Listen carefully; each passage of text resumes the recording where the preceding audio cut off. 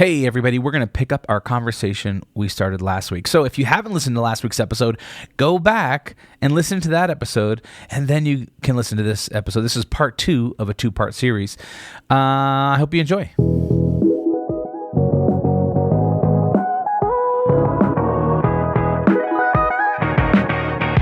Welcome to The Friday Habit with Mark Labriola and Benjamin Manley. The Friday Habit is for small business owners, freelancers, and creatives who are ready to take their business to the next level. Join us as we discover how to apply the strategies we learned to grow our businesses, make more money, and live every day like it's Friday.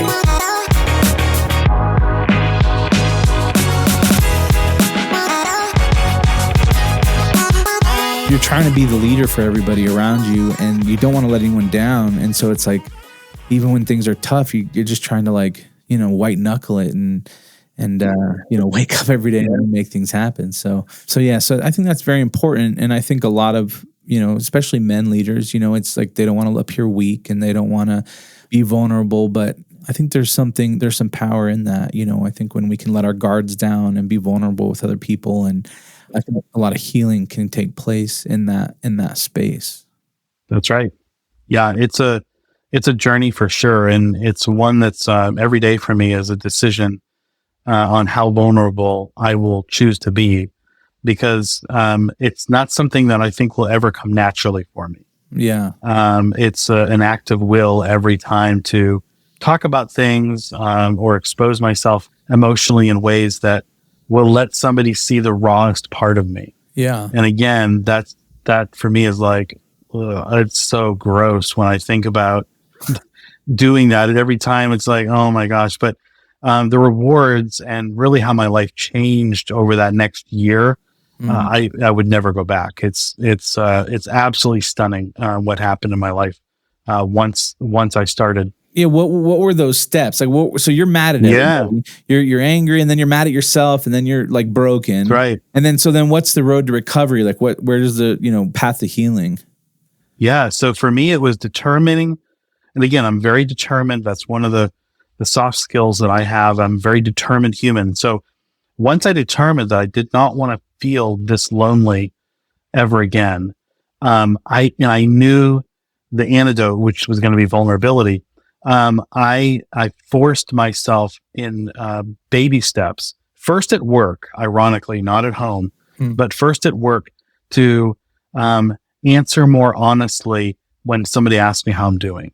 Again, it wasn't like a floodgate. It's not like I spilled my guts when they're like, how are you feeling today? And I launched into all these things, but it was not fine, good, and okay, which were my favorite ways because I didn't have to explain anything. Right. But sometimes I would just answer, I'd be like, I'm having a rough day. And you know what? In that moment, that was felt very vulnerable. And I could tell instantly these people were like drawn in with that answer. Whereas fine, good, and okay left them nowhere to go in the conversation. This exposed something that allowed them to like step in, even in like I said, a baby step way. What I realized was that I have such some people like to say, larger than life personality, and I'm loud and I'm opinionated and I'm a fast mover and processor. And so I'm constantly moving. What I realized was that I had taken away all the space for everyone else around me. I will fill a space. But what I learned through this next 12 months of really taking these baby steps was that the more I was willing to be vulnerable, the more I was willing to let people in and see the messiest part of me, man, they filled that gap with such amazing love and support. And they follow me and have followed me more for that than my command and control style, my strong, confident personality, because they now have a role to play. It was interesting how my poor wife, I'm loud, she's quiet. And so it's like, well, when we are, I just fill up all the space. And so just taking some time to invite her in, she would have told you probably 10 years ago, she would have said, man, like Chris is Mr. He's Superman. Like there's nothing I can do for him because he's got it all. Well, the reality is that's just not true. but I just wouldn't give her anything to do for me. I wouldn't give her any vulnerability. I wouldn't ever say, well, I need your help. And so talk about a game changer over the next 12 months, just change the overall direction of my companies, my wife's relationship, where we celebrate 32 years this year. And it has changed our course of our entire lives by just being faithful and being vulnerable. It's absolutely crazy.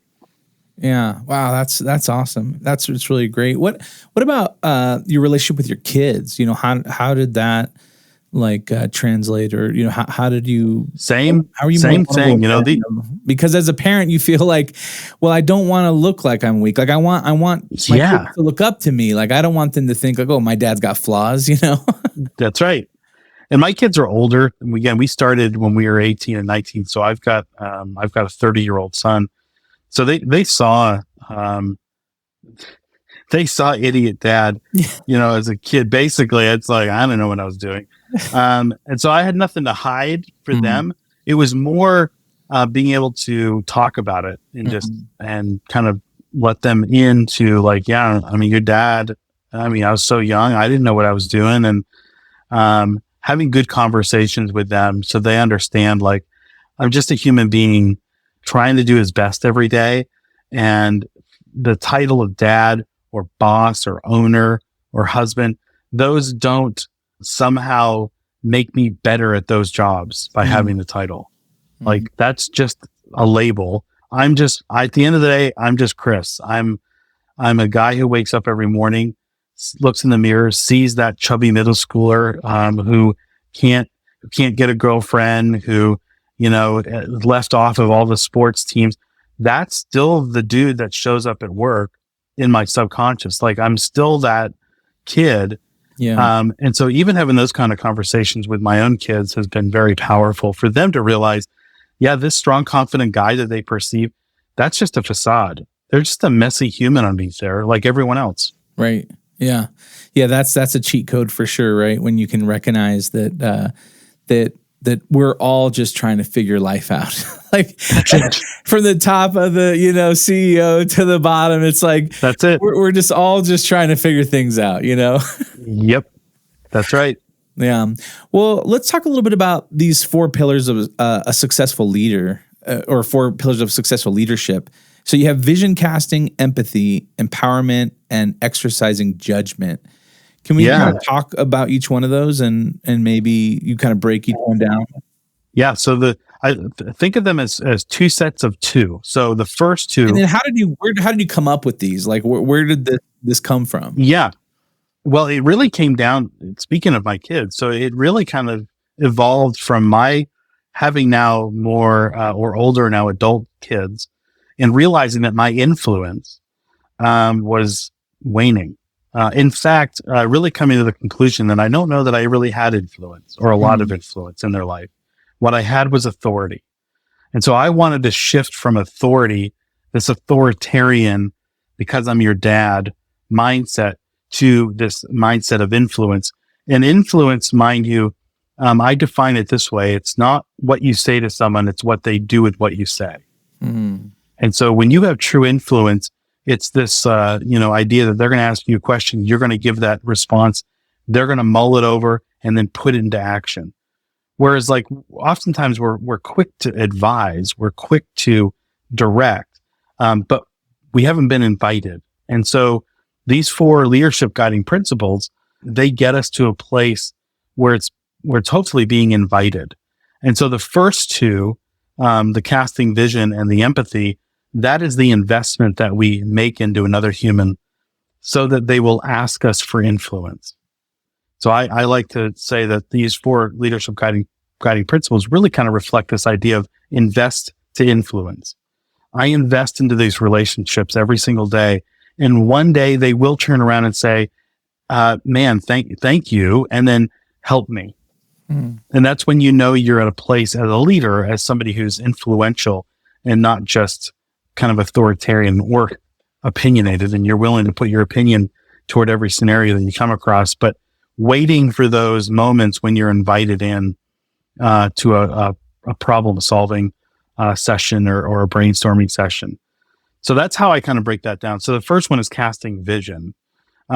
Casting vision real quickly for me isn't about kind of identifying the future for somebody. It's really taking an idea of what the future will look like and putting that inside of another person so that they think it's their idea. It's kind of like Inception. So the concept is like, let me paint this for you in a way that you now take ownership. See, we often put the onus of vision casting on the person who's supposed to be catching. Right. The onus is on the vision caster. You take a fisherman out, and they have a rod and reel, and they're casting in the same spot 150 times in a row and catching no fish. We would just say they're a terrible fisherman.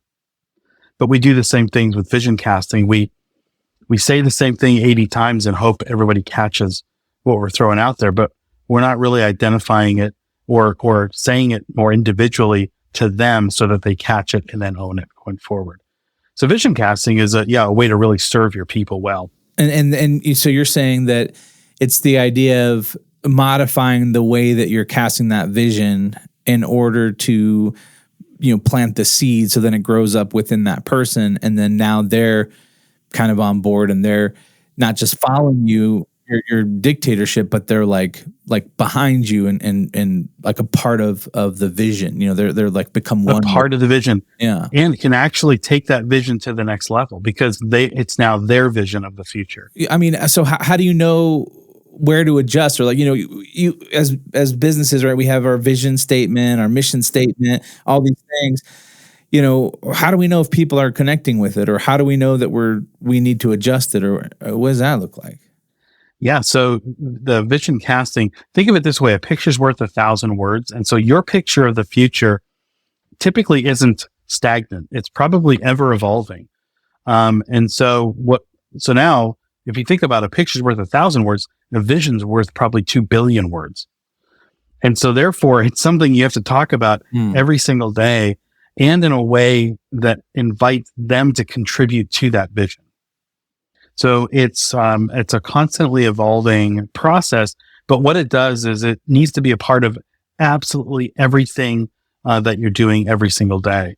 So if you've got a project, if you've got a task, if you've got a purpose statement that you've written for the company, if you've got an overall direction written down somewhere, you need to make sure that you're saying it so many different ways and you're inviting them to say it on their own and in their own way so that you can, by the way, judge to see how much of the vision they've caught.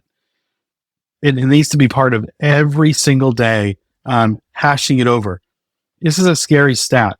It takes 17 times to cast a vision in different ways, 17 different ways to cast a similar vision in order for someone to catch 20% of the future that you want them to find. Yeah. So it should be just a massive part of how you invest into your team and your organization is by casting that vision over and over and over and over again.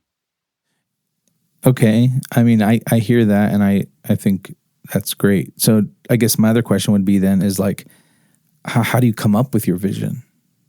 Do it. I would do it not in isolation, but I would do it with a team of people. The same team of people that you have, working alongside you now is to get them out of their everyday, pull them into a scenario by which you guys can dream together. Like, where do we want to go? What do we want to get done? And then do that on a regular basis because that vision needs to be changing every single day based on new information that flows to you and your organization. And so we have dream sessions that we'll sit, usually like at least once a month, and we'll sit down and kind of sketch out on a board exactly where we want to go and why. Like, what does this look like in a month from now, 2 months from now? What do we want each job to look like? How do we want this to kind of feed back into our overall purpose statement with our company? So we do a lot around those kinds of conversations where you get to dream together. Yeah, that's great. And I think it's just a different way of looking at things because I think, typical, like in the past, right? Like leaders are like, do it this way, do it how I say, and, do it now. That's right. And and you see this too with when COVID happened and people started working from home, and then people trying to force people to come back to the office. And it's like, hey, like, did you see how productive people were, being able, like, you just trusted them for a little bit because you had to, and then all the work got done still, Yeah. So yeah, I think that, man, that's something really powerful there. If you can get people to be invested by allowing them to come up with what the vision is, then it's like everyone's more excited about their job. They're rejuvenated as far as, the direction that the company's going, and then they're all in on to go above and beyond to make this vision a success. Yeah, we call that psychological ownership. Once they have it, then we now have shared fate. Yeah. And there's nothing better than shared fate. Yeah. Organizational health is dependent upon it. And so now, just kind of like two soldiers in a foxhole together, they have shared fate. They both want to be alive as this battle ensues. And so you can have purpose statements, you can have mission statements, you can do all these fancy business things. At the end of the day, they're going to be in a foxhole looking out for the guy next to them. And that's really what you want. You want to set aside kind of the trappings of a business plan and really dream together and make sure that everybody's bought in and has psychological ownership of where we're going and why. Yeah. All right. So we have our vision casting and then empathy. So empathy is one of those things that took me a long time to really learn how to do this well. I thought empathy and sympathy were very similar. Mm-hmm. The way I describe it is this. When somebody's in front of me in my office or at home, and they describe a scenario or a situation, what I really try to do is understand their emotion or what they're feeling in that moment. Then, in order to be empathetic, I have to find a time in my life where I felt something similar. So if they're discouraged, remember a time when I felt discouraged, and then go back and relive it. And for me, again, I'm talking to a guy who converted every emotion into anger. So it's really hard for me to catalog these moments because I just did everything I could not to feel. But I can go back and do the hard work of finding a time where I was discouraged and then pull that scenario back up and relive it so that I'm discouraged again, so that I can enter into discouragement with them. And in that moment now, they're no longer alone emotionally. It might just be sitting there with them. It might be just saying, I'm sorry. It might be, again, we're not trying to fix it. We're not trying to make it better. We're just simply entering into the same emotion that they're feeling with them in that moment. There is a scene, the best way I can describe it is this. There's a scene in Band of Brothers in the European theater, and it covers this time when they're Colonel Winter or Winters is taking his men into this village, and they've won the conflict. But there's this one soldier who, in the middle of the battle, he's blind. He can't see anymore, but he goes to the field medic, and the field medic's like, "Dude, there's nothing wrong with you." He's like, "I don't know what to tell you. I can't see." So then Winters, who's the commander or the guy in charge, he gets shot in the foot. So he's getting his leg banged up. And while he's in there, he asks the field medic, what's wrong with that guy? And he's like, well, he's blind, but I don't know why. So he walks over to him. Now, the way I would have done it, pre-empathy, is like, what is wrong? Get up. Right. And get out there. Stop being like, what is wrong with you? There's nothing wrong with you. Yeah. Suck it up. You're fine.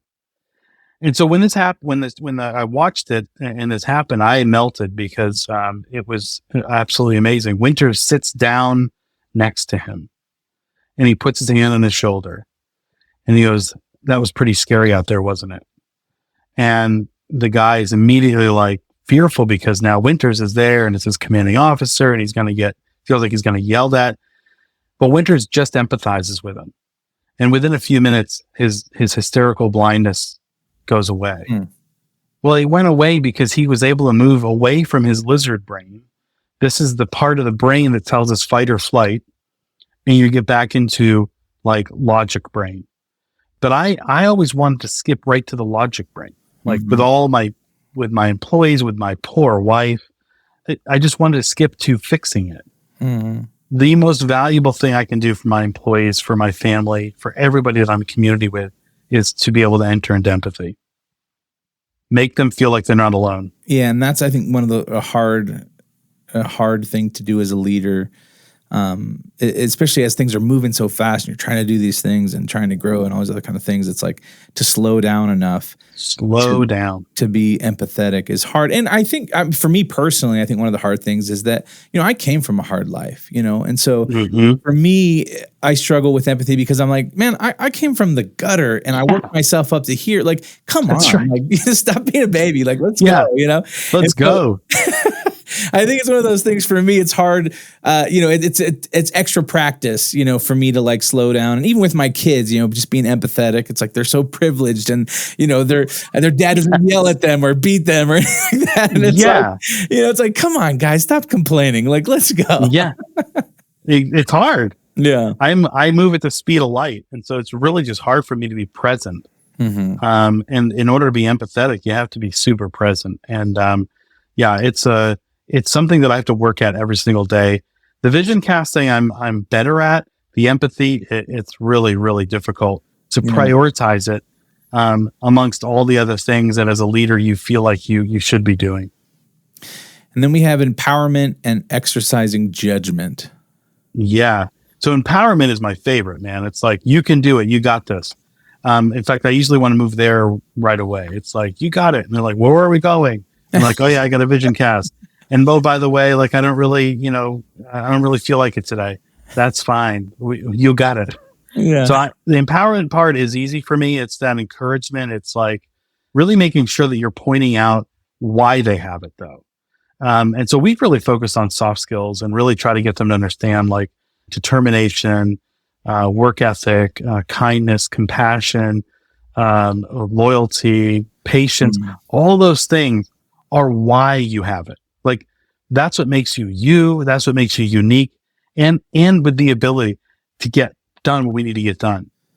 Right. I think a lot of leaders want to go right to hard skill. And hard skills are fantastic, but when delivered with no soft skills, they really are useless. Right. It's the one guy who's best at sales, but nobody wants to be around him. Right. I call it the phone call test. If you get a phone call and you look at the name and who's calling you, and your immediate reaction is like, oh, okay, that person, there's some soft skills that are missing in that relationship, because they may be amazing at their job, but you don't want to take that call. Right.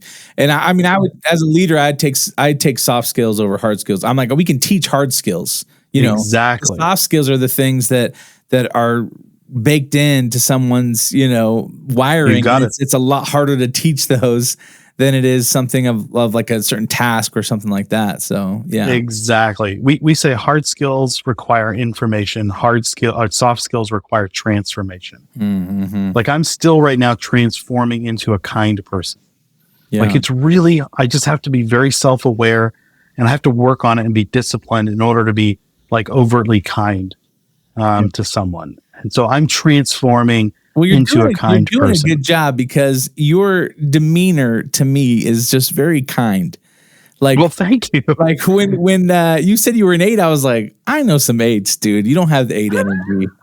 What? So good job. Thank you. Keep going. That's very encouraging.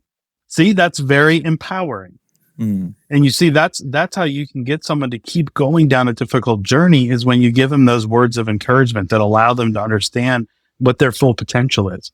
I say in this scenario, you trade your power, especially as a leader. I trade my power for their greatness, and their greatness are things like are all their soft skills. And unleashed on this world, it will do more in their lives than they could have ever imagined. And they just need that empowerment from their leader.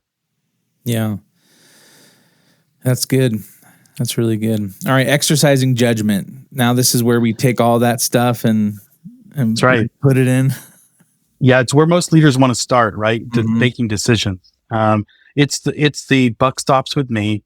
I will be willing to make a decision for the organization because that's my job to do.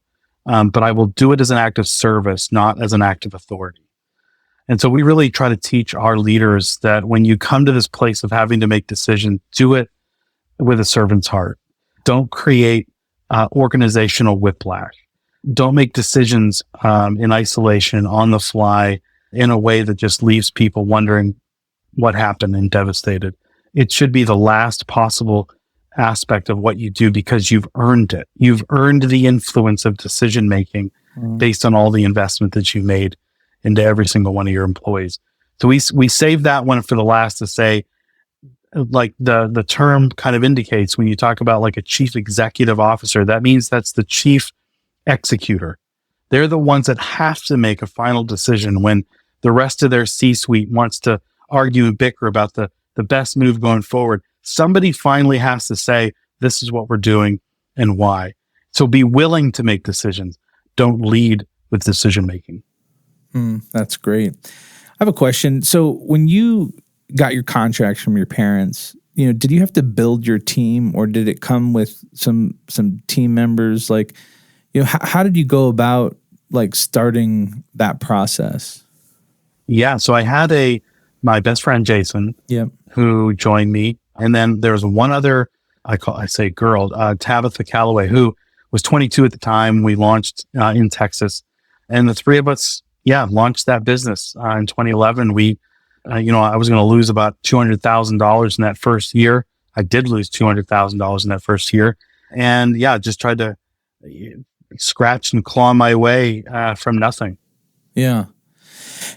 So I have another question for you. This is a little bit off topic in some ways, but I'm assuming you're a man of faith. I am. And so there's one thing I've struggled with. So, I consider myself a Christian, and I would say that one thing I've struggled with throughout the years is the balance between, faith and that hustle grind culture, right? Because I feel like entrepreneurs, it's all about like how much effort can I put into something? How much can I white knuckle something to make it work and to like make things happen, That's right. And then there's an element of my faith where it says, hey, trust, expect, like be at peace, rest. And so I feel like it's been a constant battle, for the past 7 years of like trying to walk between, it's like, well, Gary Vaynerchuk tells me to do this, but then Jesus tells me to do this. Like, who do I listen to? Exactly. It's a constant tension. I mean, it never goes away. Mm-hmm. Like, we talk about this idea, or I call it the myth of work-life balance. Mm-hmm. Work, in my opinion, is a part of life. It's not about balancing them. It's about integrating them in a way that allows your family to have a say, your coworkers to have a say, your boss to have a say. At the end of the day, though, you kind of need to define for yourself those guardrails. And so the way we do that with, business is to create purpose and then guiding principles. We'll do the same thing for yourself personally, is to figure out like, what are the things that you want to define yourself by? And oftentimes that's based on how you spend your time. And so a great book, The One Thing, written by Gary Keller years ago, really helped me understand how to really do well in leveraging time. Another one is by Jordan Rayner called Redeeming the Time. And both amazing books that helped me understand it's not about right and wrong. It's about understanding like seasons of life and then being faithful. So being faithful to whatever I, in community, want to be held accountable to based on the use of that time and how people would define me. So if all they saw me was working, well, I'd be a workaholic. If all they saw me is at home, then I'd be kind of a lazy person, never going to work. So it's like both extremes I don't want. So I want something in the middle there. And so I have to work, every week to kind of figure out like, how do I want this to land? And how do I want other people to define, my life based on how I spend my time? Mm-hmm. Yeah. And I'm sure too, I mean, so what are you doing now? I mean, you have this book coming out in October, and, you have these co-working spaces. It's so the list of things is pretty broad. Yeah. So here's what I'll do is I'll break it down for you this way. When I realized that I was emotionally alone and decided to become really employee-centric and become vulnerable, I realized that I was the glass ceiling for anything that I wanted to accomplish in life. And so by being vulnerable and allowing people in over the next 5 to 6 years, what happened was people, and I traded my power for their greatness. What happened is people showed up in absolutely amazing ways. And now they run all these companies for me. And so now I have worked so hard over the last 8 years to transform and then also become completely unnecessary in all of my businesses. And that was an act of will every day to know less and to trust people more. And so here I am now at the end of those 8 years. And the reality is the only thing that I have to do are writing, podcasts, and these conferences that we put on. So a lot of speaking and writing, all about leadership and the road back from loneliness and isolation. You're living the dream. I feel like I am. It's great. But it was a nightmare to get here. Yeah. And I mean that in the best way possible. Yeah, no, I hear hard you work. too, because it's like, how do you even have the knowledge or experience if you didn't go through all those hardships? Yeah. You know, if you didn't go through all that pain and suffering and growth, it's like, well, then you would never have the knowledge to write the books, to encourage other people. And, you know, I get asked like, oh, well, you know, if you could not have gone through that situation, would you take it back? And I said, well, yeah, I mean, if I look into a situation, I say I would never want someone to go through something like that. But in the same way, I know that if I didn't go through that, I wouldn't be who I am today. And so then it's like this paradox, you know, where it's like, all right, well, I'm at peace with where I'm at and, you know, where I came from, you know? Yep. I wouldn't change a thing, and I wouldn't wish it on my worst enemy. Yeah, man. Yep. Well, listen, I know we've had a great conversation and time is just flown by. Cool. Keep talking.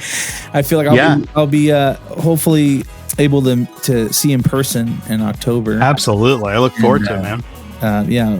Like I said, my cousin lives out there, so I'm going to be able to hang out with him and then hopefully get some inspiration. So I'm looking forward to that. I'm trying to get Ben to come out too with me. So, hey, if people wanted to connect with you or, you know, find out more about your books and things like that, where's the best place to hook up? Yeah, a couple different places, dcxcommunity.com as well as chrismeroff.com. And then for your listeners, we're also doing a promo code, DCXUnity, and I think that'll get them 15% off of a live stream ticket for the conference this October with Pat Lencioni, Tim Tebow will be there, and a whole host of great speakers. So it'll be a great event. Yeah, I'm looking forward to it. Well, hey, you know, we usually like to leave everybody with one action item, you know, to say, hey, starting Monday, just focus on this one thing.